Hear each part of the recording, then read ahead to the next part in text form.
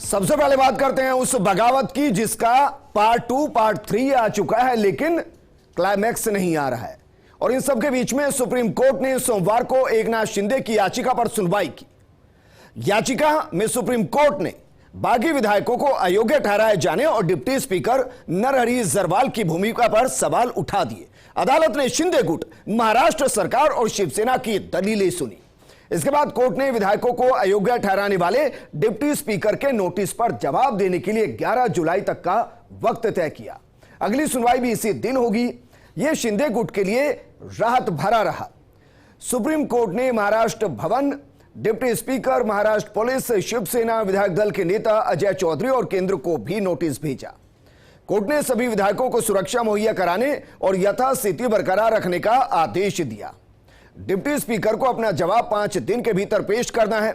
Court ने floor test को लेकर कोई अंतरिम आदेश जारी करने से इनकार कर दिया और कहा कि इससे गैर जरूरी दिक्कतें आएंगी। 11 जुलाई तक उद्धव सरकार के ऊपर से फिलहाल खतरा टल गया है। सुनवाई तक सरकार की कोशिश होगी कि बागी विधायकों को मनाया जाए। मुख्यमंत्री कार्यालय की तरफ से सोमवार को 9 मंत्रियों के विभाग छीन लिए गए। इस पूरे घटनाक्रम में सबसे दिलचस्प बात यह रही कि उद्धव सरकार बागी मंत्रियों को मंत्रिमंडल से बर्खास्त नहीं कर रही है। भारतीय जनता पार्टी की कोर टीम की बैठक संपन्न हुई। सुप्रीम कोर्ट के निर्णय के बाद राज्य के राजनीतिक परिस्थिति का आकलन किया गया, उस पर चर्चा की गई। शिवसेना में जो फूट हुई है, आज एकनाथ शिंदे जी, उनकी शिवसेना ये मूल शिवसेना है।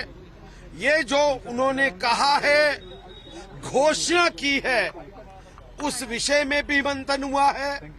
और भारतीय जनता पार्टी इस राजनीतिक अस्थिरता में हमने आने वाले दिनों में क्या भूमिका लेनी चाहिए, इस विषय पर हमने आज चर्चा की है। और चर्चा के बाद ये तय किया है कि अभी भी हमने वेट एंड वॉच करते हुए आने वाले दिनों में जैसी परिस्थिति निर्माण होगी, फिर से कोर टीम बैठेगी और उचित निर्णय, जनहित का निर्णय, महाराष्ट्र के हित का निर्णय, लोकहित का निर्णय, महाराष्ट्र को आगे बढ़ाने का निर्णय करने के लिए भारतीय जनता पार्टी पूरी साथ में आगे जाएगी। आज ये मैटर आया और हमने इसमें जो चैलेंज किया था वो ये किया था कि हमारे खिलाफ जो डिस्क्वालिफिकेशन का नोटिस दिया गया है डिप्टी स्पीकर ने ऑन द पिटिशन जो फाइल करी गई है रिस्पोंडेंट्स की तरफ से, उस पे वो आगे बढ़ नहीं सकते हैं, क्योंकि सुप्रीम कोर्ट की कॉन्स्टिट्यूशन बेंच जजमेंट है जिसमें लिखा गया है कि जब तक एक नोटिस एक डिप्टी स्पीकर या स्पीकर के रिमूवल के लिए पेंडिंग हो, तब तक वो डिस्क्वालिफिकेशन ऑफ मेंबर्स की इशू नहीं डिसाइड कर सकते हैं। कोर्ट ने दूसरी साइड को टाइम फाइल करने का रिप्लाई फाइल करने का टाइम दिया है और इन द मीन टाइम ये कहा है कि हमारा समय जो आज एक्सपायर कर रहा था 5 बजे 27 को, वो रिप्लाई फाइल करने का टाइम 12 जुलाई तक एक्सटेंड का 12 या 11 वो आप चेक कर लीजिएगा, एक्सटेंड कर दिया गया है। और दूसरा जो 39 MLAs हैं, उनके फैमिली मेम्बर्स हैं एट्सेट्रा, उनकी लाइफ एंड लिबर्टी को स्टेट गवर्नमेंट प्रोटेक्ट करेगी और स्टेट गवर्नमेंट ने अंडरटेकिंग भी दी है कि वो कर रही है और करेगी भी। अगर फ्लोर टेस्ट का क्वेश्चन इस पिटिशन का मुद्दा नहीं था और उस पर मैं कमेंट नहीं कर सकता। सर, केंद्र सरकार को नोटिस भेजा किस आधार पर सर? प्लीज, केंद्र सरकार को भी नोटिस भेजा सुप्रीम कोर्ट ने? साहब वो केंद्र सरकार से पूछिए। हमने तो केंद्र सरकार पार्टी, वो केंद्र सरकार जवाब दे सकती है। फॉर द पिटिशनर्स जो मैं कह सकता था मैंने आपको बताया। कोई भी सरकार ये मेजॉरिटी में हो या माइनॉरिटी, उसका फैसला तो फ्लोर में ही होगा, हाउस में होगा, और उसके लिए अभी तक मुझे कोई रोक नहीं लगाई गई है। लेकिन हाँ, बात ये जरूर है कि सरकार की तरफ से एक दलील कोर्ट में आज पेश की गई थी कि किसी भी तरह किसी ने नो कॉन्फिडेंस मोशन नहीं लाना चाहिए। लेकिन सुप्रीम कोर्ट ने कहा वो सिचुएशन आज नहीं है और इसलिए हम कुछ इस पर टिप्पणी नहीं करेंगे। तो मुझे लगता है कि सुप्रीम कोर्ट ने आज किसी पे रोक नहीं लगा सकती। लेकिन अगर ये स्पेशल हाउस का सेशन बुलाने का अधिकार पूर्ण तरह से गवर्नर साहब को है। अगर गवर्नर साहब चाहे, अगर उनको लगा कि महाराष्ट्र गवर्नमेंट का कारभार स्टैंड स्टिल हो गया, स्थिर हो गया, तो उसके लिए वो स्पेशल हाउस का सेशन बुला सकते हैं। आज का जो आदेश ऑनरेबल सुप्रीम कोर्ट का आया हुआ है, उसमें उन्होंने ये आर्गुमेंट्स जो डिस्क्वालिफिकेशन का जो प्रोसीजर है, वो डिस्क्वालिफिकेशन का प्रोसीजर उन्होंने आर्ग्यू किया कि हमको ये 48 घंटे बहुत ही कम थे, 48 घंटों में हम क्या रिप्लाई देंगे। बहुत सारी आर्ग्यूमेंट हुई।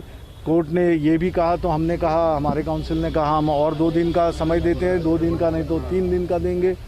तो उन्होंने वहाँ से आर्ग्यू किया कि हम ज़्यादा दिन चाहते हैं। तो सुप्रीम कोर्ट ने दोनों बातों को टटोल के एक 11 तारीख का अवसर दिया, और 11 तारीख का जो अवसर दिया उस दरमियान हमारे काउंसिल ने ये कहा कि ये इतनी लंबी जो आपने समय दिया है, उस दौरान अगर कुछ इस तरह की कानून को छोड़ के गैर कानूनी कुछ बातें होती है, कुछ ऐसी स्टेप ली जाती है सामने, तो उसके लिए अटकाव कैसे करेंगे, उसको कैसे रोकेंगे। क्योंकि ये जाहिर है हमने वो ऑनरेबल कोर्ट का ये जो ऑर्डर दिया है वो हमने माना है, और सामने अगर इस तरह से होता है तो कोर्ट ने एश्योर किया अगर कुछ ऐसी बातें होती है, ऐसी अटकलें होती है, तो आप यहाँ पे पिटिशनर के तहत आप यहाँ पे आएंगे और आपको ज़रूर इसमें न्याय मिलेगा। कॉन्फिडेंस जीत की तो पूरी है और प्यार भी पूरा है। जो दगेबाजी करते हैं वो कभी जीतते नहीं है, जो भाग के जाते हैं वो कभी जीतते नहीं है। अभी उनका निर्णय है, लेकिन कभी ना कभी तो सामने आने वाले हैं, उनको आंख में आंख डाल के बात करनी पड़ेगी।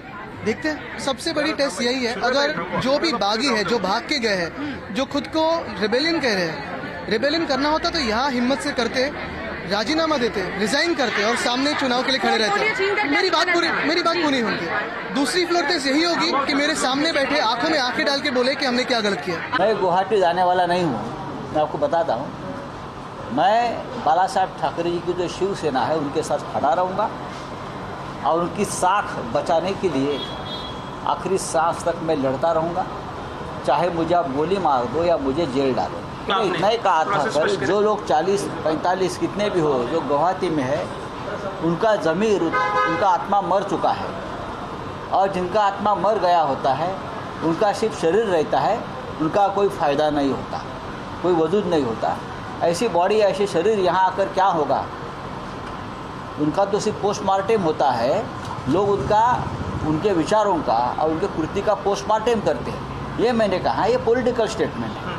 संजय राउत ने मुझे किरीट तोमर को जितनी गालियां देनी है दे, मेरी पत्नी को, 90 साल की माँ को, मेरे बेटे को, मुझे जेल में डालने के जितने प्रयास करने वो करे, लेकिन हिसाब तो देना पड़ेगा। वो पत्राचाल का घोटाला हो, वो वसई की जमीन का घोटाला हो, DHFL का हो, HDIL का हो, PMC बैंक का हो, हिसाब तो लेके।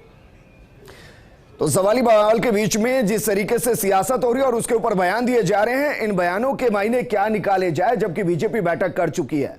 हमारे साथ मुंबई से एसोसिएट एडिटर रैनी इब्राहिम जी जुड़ गए हैं। रैनी जी, बगावत तो शुरू हो चुकी है, लेकिन इस बगावत के बीच में सवाल यह है कि एक धारावाहिक हुआ करता था घूंघट के पटखोल। क्या सियासी तौर पर अब यह माना जाए कि बीजेपी उस घूंघट से पर्दा हटाने वाली है जो अभी तक पीछे से काम कर रही थी? अब क्या बीजेपी फ्रंट फुट पर आएगी और कहेगी हां अब हम सरकार बनाएंगे? विजेंद्र जी, सही बात है। हालांकि बीजेपी ने आज अपने कोर कमेटी के मीटिंग के पश्चात उनके ही भाजपा के लीडर जो पहले फाइनेंस मिनिस्टर रह चुके हैं सुधीर मुनगंटीवार जी ने ये कह दिया साफ तौर पर कि हम केवल वेट एंड वॉच के पॉलिसी पर आगे बढ़ेंगे। लेकिन वरिष्ठ बीजेपी के लीडर हमें ये बता रहे हैं कि 1-2 दिन में उनकी पार्टी अपनी रणनीति लेकर बाहर आने वाली है, और इसके लिए यह भी जरूरी होगा कि तब तक के एकनाथ शिंदे गठ जो हैं, जिन्हें बीजेपी आज साफ तौर पे कह रही है यही शिवसेना है, 24 कैरेट शिवसेना एकनाथ शिंदे के ही गठ है, ऐसा जब उन्होंने स्टेटमेंट भी दी है, तो 1-2 दिन में भूल गए कहते वक्त कि 24 कैरेट का सोना बेहद कमजोर होता है, उसमें थोड़ी मिलावट चाहिए होती है उसको मजबूत करने के लिए। सही बात है, आपने कहा, लेकिन आज परिस्थिति भी इसी तरीके से है कि आपको अपने हर एक के सिचुएशन के अनुसार मैलेबल होना चाहिए। जैसे 24 कैरेट सोना बहुत मैलेबल होता है, तो अब का उनकी रणनीति यही है। और ये हमें साफ तरीके से कहा गया है कि हालांकि कोर कमेटी की मीटिंग हुई थी, एक वरिष्ठ बीजेपी लीडर ने हमसे, जो ये कोर कमेटी में थे, उन्होंने हमसे ये बताया कि देखिए हम वहां मीटिंग में बैठे जरूर थे, लेकिन हमारी जनरल बातचीत हुई थी, कोई भी ठोस पॉलिटिकल बातचीत नहीं हुई थी। और केवल एक ही इंसान है, वो है देवेंद्र फडणवीस जी, जिनको जानकारी है कि अगली रणनीति क्या होगी। हम में से कोई भी ये दावा नहीं कर सकता। उसी वक्त में ये भी आपसे बता दूं, इसके पीछे की बड़ी वजह हो सकती है कि शायद वो अंतिम वक्त तक पत्ते ना खोल रहे हो, लेकिन मेरा सवाल ये है कि क्या 11 तारीख तक, जब विधायकों की को लेकर सुप्रीम कोर्ट ने क्या दिया है कि इनकी सदस्यता नहीं जाएगी, क्या 11 तारीख से पहले राजभवन से मूवमेंट हो सकती है, फ्लोर टेस्ट की मांग की जा सकती है? क्या ये सब संभावनाएं मान ले कि हां ऐसा होगा? बिल्कुल ऐसा ही होने की पूरे आसार नजर आ रहे हैं, क्योंकि हमें जैसे बीजेपी के वरिष्ठ अधिकारी बता रहे हैं, उन्हें नहीं लगता कि ये जो स्टेटस को की बात कही है सुप्रीम कोर्ट ने, वो इस बात पर लागू होता है कि वो फ्लोर टेस्ट करवाए या न करवाए। तो उनका मानना यही है कि हम अभी भी, इसीलिए मैंने कहा आपसे कि उनका रणनीति यह है कि 1-2 दिन के बाद पश्चात वो लोग अपने रणनीति लेकर ओपन में आने की पूरी सोच लेकर चल रहे हैं। सर, जानकारी कुछ लग पा रही है कि जो अभी तक गुवाहाटी में है, हालांकि गुवाहाटी में बाढ़ भी आई हुई है, लेकिन उस होटल तक कोई खतरा नहीं है क्योंकि वहां मुख्यमंत्री जी खुद संभाल रहे हैं चीजों को, वो वहां से वापस मुंबई आ जाएं? बिल्कुल, जैसे आज की नई बात यह थी कि सुप्रीम कोर्ट में उन्होंने अपने नंबर 39 होने का बात रखी हुई थी, और आज की बात यह है कि फिर एक और जो लीडर हैं, मैं उनका नाम भी आपको बता सकता हूं, मिस्टर वेद, एक सेकंड, आज एक और एमएलए जो हैं वो शिवसेना के तरफ से वहां पर गए हुए हैं, और इसी के चलते हुए उनका ये मानना है, राहुल वेद प्रकाश पाटिल जी वो गए हुए हैं आज। तो अभी 39 से वो फिर 40 हो जाते हैं। तो ये जो नंबरों का खेल उनका चलता रहा है, पहले से ही कभी उनके पास 40 के ऊपर भी थे, कुछ लोग वहां आकर उनसे मिलकर फिर वापस लौट भी गए। तो अब उनकी रणनीति एकनाथ शिंदे कैंप की क्या होगी, ये देखने लायक होगा, क्योंकि आज। सर शुक्रिया हमारे साथ जुड़ने के लिए।